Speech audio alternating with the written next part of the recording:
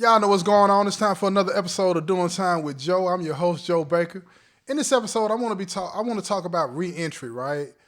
And reentry is when a person that's incarcerated, that's in prison, reenters society, right? When they get out of prison, right?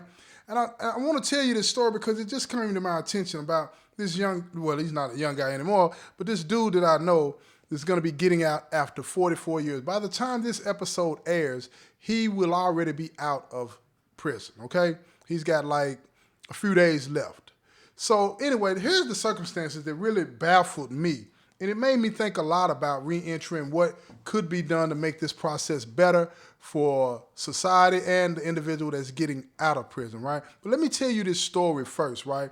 And I really think that this is going to be one of those episodes that's going to be eye-opening because you may not even understand or know what's really going on when it comes to somebody re-entering society, right? So sit back, relax, and enjoy the show, okay?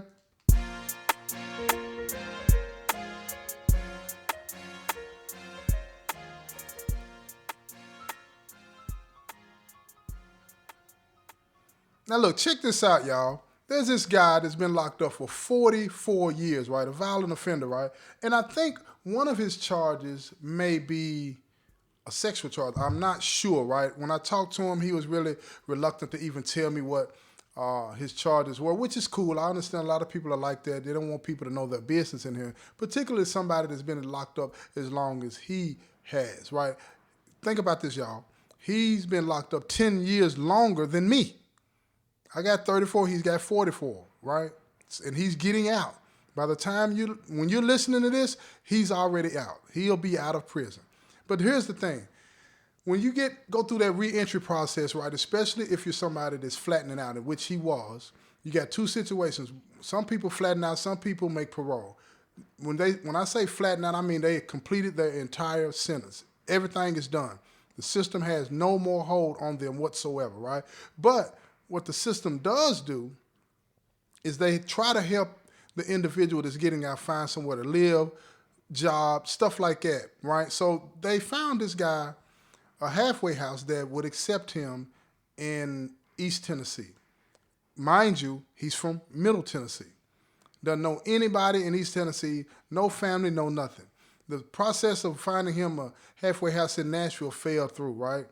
So anyway, they're talking to him, trying to convince him it's best for you to go to East Tennessee, get you a fresh start, blah, blah, blah, all of this and that, right? Saying these things that they normally say to guys that are going to be getting out. But what's different in his situation is that he's been in prison for 44 years. Now, think about that.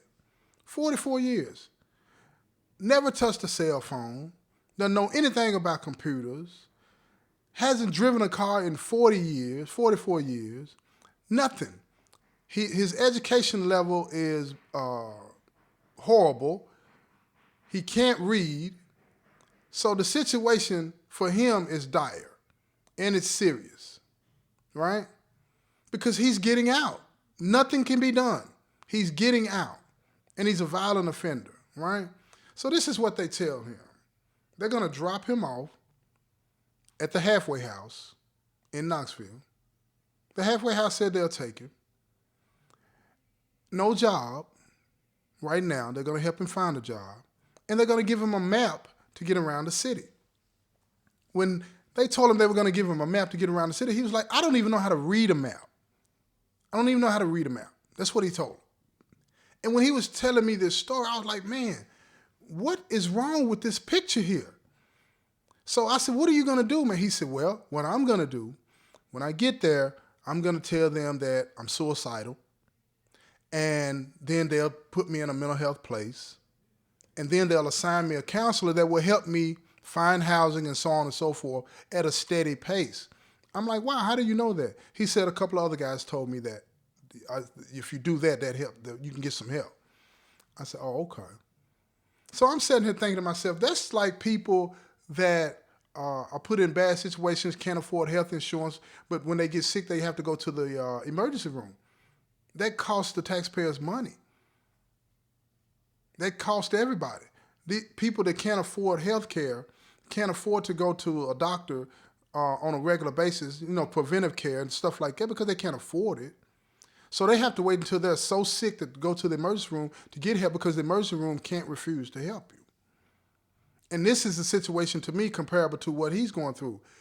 He sees the system as not being able to satisfy or help him with what he really needs. So he's going to do an end around and say that he's suicidal so he can get put into a mental health facility and then get help that way. Now, keep in mind, while he was incarcerated, he had mental health issues, okay?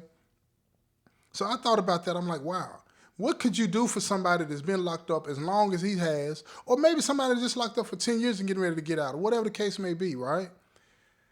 And this is what I came up with. And I want y'all to hit me back with some feedback on this, man, real talk.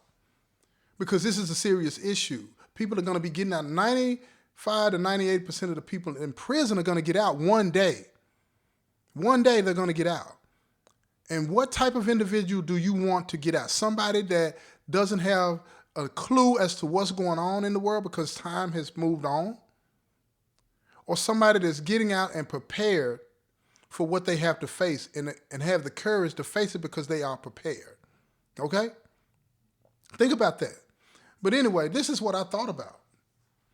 What if they had a system that allowed a person that was going to be getting out, paroling out, or flattening out, when they get within that 3 to 5 year window, what if they had a system that took those individuals out on field trips to get them acclimated to society?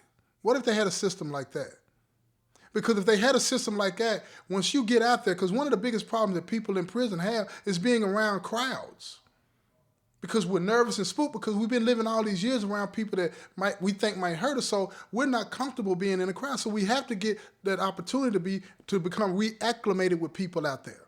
So what if you could take people out on field trips? What if you could give people cell phones as they're out there, teach them how to use them, take them to the bank, you know what I'm saying? Teach them how to pay their bills using the phones. Help them open up accounts. Help them figure out, where they want to live. Take them around and introduce them to people and say, look, this guy's going to be getting out soon. Do you think you'll be able to help him? Start early, not months early, years early, so that they can become adjusted to the new challenges that they're going to be facing. What about that? Because if you don't do that, we have a system that is almost like when slaves were freed back in the day. They said, okay, now you're free now. Go ahead and do you. All they know is the plantation. When people get out of prison after a lot of years, all they know is prison life. They're not prepared for that out there. They are not prepared. And we have to take on the challenge of saying, okay, look, the people, they have paid their debt to society as the system has outlined. Now we need to take them by the hand and give them the opportunity to reacclimate, readjust to society because they're going to be out here with us anyway. Why not that? Because the challenge of having somebody out there that is not prepared is one that I don't think anybody wants to face. Because why? New victims. When I was talking to this guy, before he decided or found out about the mental health avenue, he was dead set on getting out, hurting somebody just to come back. I said, man, don't do that. Do not do that. And he was like, I don't know what else to do. Think about that now. That was his answer. I don't know what else to do. He was freaking out and panicking. And at the end of the day, we have to find a better way to solve the problems of people that are going to be getting out of prison. Like I said, 95 to 98% of all the people that are incarcerated are going to get out one day. His day happened to be 44 plus years later, but he's getting out. He's still able-bodied. He's able-bodied enough to work, but he's also able-bodied enough to commit other crimes. You see what I'm saying?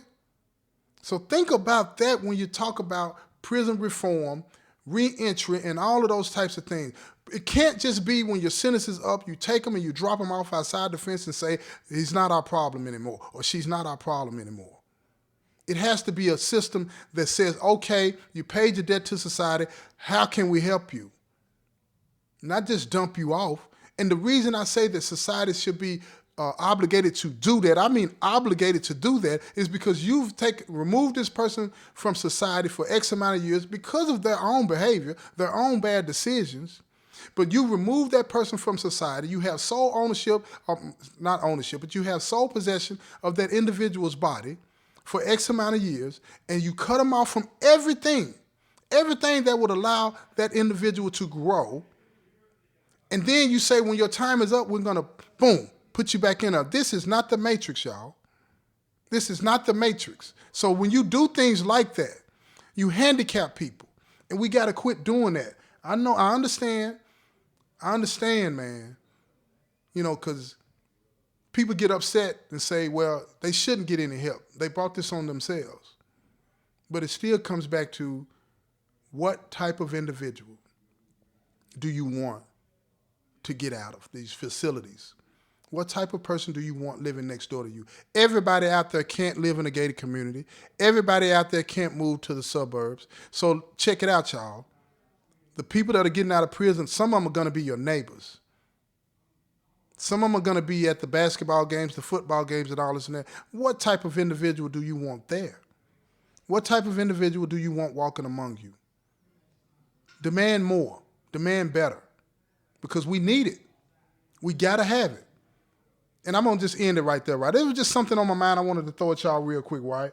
I just wanted you to understand this process a little bit and just, you know, give me some feedback. Tell me what you think. What should be done? Share some of your stories with me. Hit me up in the comment section on the YouTube and let me know what you think, right? This has been another episode of Doing Time with Joe. I'm your host, Joe Baker, and I say peace, y'all.